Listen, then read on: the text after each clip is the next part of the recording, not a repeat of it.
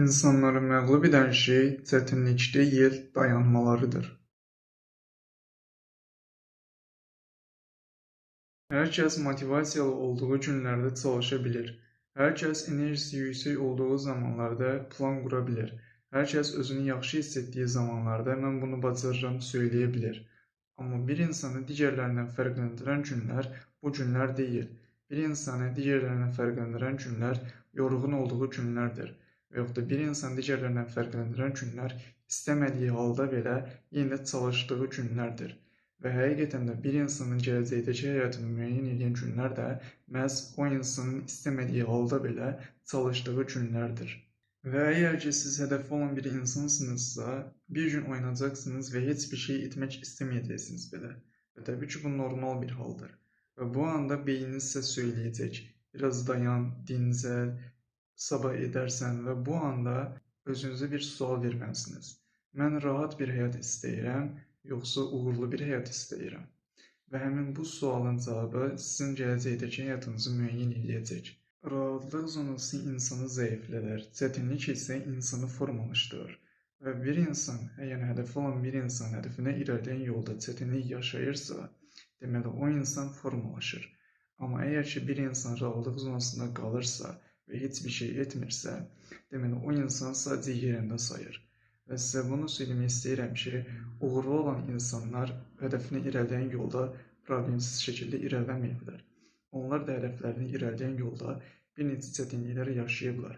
Onlar da istəmədiyi halda belə çətinliklərdən keçmək məcburiyyətində qalıblar. Və onlar heç bir şey istəmədiyi halda belə hər gün addım atıblar. Çünki onlar çətin olsa belə davam ediblər. İlk öncə nəticə yox, zəhmət görsənir. Və sizə də bunu söyləmək istəyirəm ki, bir toxum torpağın altından çıxanda heç kim ona baxmır. Və illər sonra o toxum böyüyüb yekə bir ağac olduğundan sonra insanlar onun kölgəsində qalmağa başlayır. Və insan da belədir. Və bir insan hər gün çalışdığı günlərin nəticəsini tez bir zamanda qazanmır. İllər sonra o istədiyi uğura çatdıqdan sonra artıq onun nəticələri yavaş-yavaş görünməyə başlayır. Və təbii ki, bu insan etdiyi çalışmaların dəyərsiz olduğu demək deyil. Əgər ki, bir insan hər dəfə çətinlik görəndə geri addım atırsa, deməli o insan hədəfinə irəliləyən yolda heç bir uğur qazana bilməz.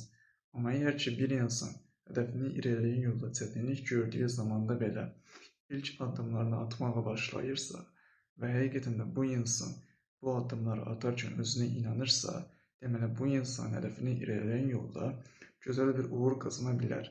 Və uğur qazandıqdan sonra geriyə baxanda bu bacardığı şeylərə inanmayacaq. Çünki bu insan atdığı hər addımda özünə güvənmiş olacaq və hər bir çətinlik görəndə o addımları atmış olacaq. Və sizə bunu söyləmək istəyirəm ki, böyük dəyişiklik birdən-birə yaranmır. Bu sadəcə bir insanın hər gün illərlə atdığı kiçik addımların toplamı nəticəsində yaranan bir şeydir. Və bir insan hər gün bir səhifə kitab oxuyur, bir saat məşq edir və yaxud da bir saat çalışırsa, bu insan həqiqətən də öz hədəfinə irəliləyən yolda gözəl nəticələr əldə edə bilər. Və təbii ki, bunların heç biri bir insanın həyatını həmin gün dəyişmir. Amma yüzlərlə belə bir gün bir insanı tamamilə başqa bir insana çevirə bilər. Və sizə bunu söyləmək istəyirəm ki, insanlar sadəcə nəticəni görürlər. Onlar bir insan gecə vaxtı çalışmasını və yaxud da bir insan heç kim onu dəstəkləməsə belə atdığı addımları və yaxud da bir insan heç kim onu alqışlamasa belə, heç kim onu dəstəkləməsə belə, o insanın apardığı mübarizələr görmürlər. Onlar sadəcə bir insanın zirvəyə qalxışını görürlər. Amma o zirvəyə necə çatıb, onu görmürlər.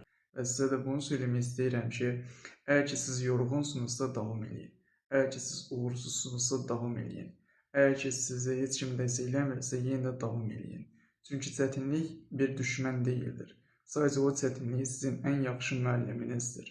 Və sizə bunu söyləmək istəyirəm ki, əsl güc bir insanın fiziki cəhətdən güclü olması demək deyil. Əsl güc bir insanı heç kim alqışlamasa belə, həmin insanın hər gün çalışmağa davam etməsidir.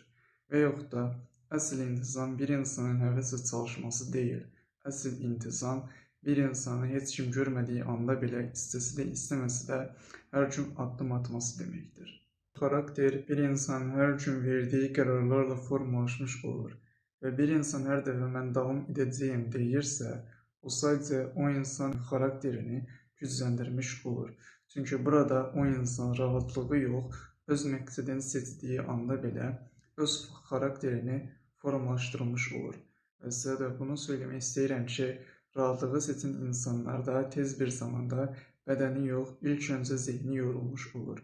Çünkü rahatlıq zonasında bir insan əlinə telefonu alıb, orada boş videoları izləyərək sadece o zihnini yavaş geriye çekmiş olur. Çünkü burada zihni boş videolara bakarak zihnini yormuş olur. Ve bu insan rahatlık zonasına kalarak daha da yorgun olur ve hiçbir adım atmak istemir. Ama həqiqətən də öz məqsədini seçən insanlar, onlar hər gün disiplinli bir şekilde adım atan insandırlar. Kiçik addımların gücünü heç vaxt kiçik görməyin. Çünkü böyük uğuru qazanmaq üçün hər gün kiçik addım atmaq lazımdır. Ve büyük qapıları açmaq üçün də kiçik açarlardan istifadə etmək lazımdır. Və ümid edirəm ki, mənim bu videom həqiqətən də sizin üçün faydalı bir video olmuş oldu. Sağ olun, özünüzə yaxşı baxın. Gələcək videolarda isə görüşmək ümidi ilə.